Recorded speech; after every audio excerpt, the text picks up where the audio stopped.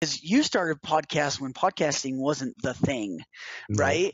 So how did your podcast come about, and what were your thoughts on that?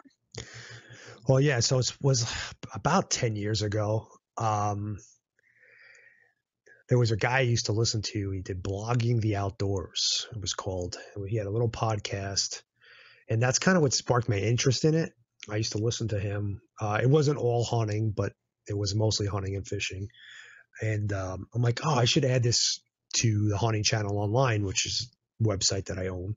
It's a subscription based. So, at the time I had like 10 or 15,000 subscribers to my website that used to come and watch videos, read articles, use the various functions of the website to plan hunts and whatnot.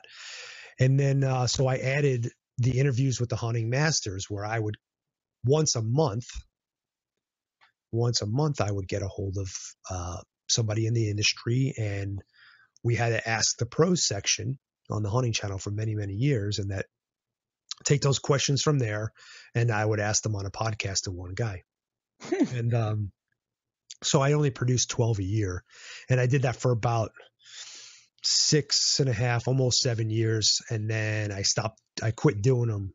And then about a year and a half ago, I had been getting emails from people like, oh, hey, we missed the interviews with the hunting masters on the Hunting Channel. Why don't you bring it back? Why don't you bring it back? And finally I was like, okay, I'll do it. And then a buddy of mine's like, why don't you just do a podcast and just, put it out there for everybody. I'm like, all right, you got me.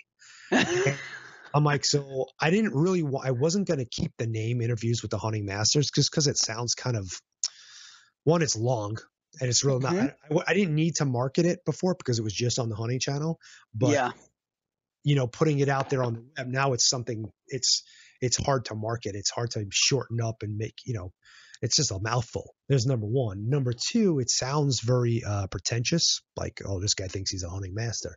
But when I did it, when I was doing it, I was truly, back in the day, 10 years ago, there wasn't all these Facebook professional hunters. Okay.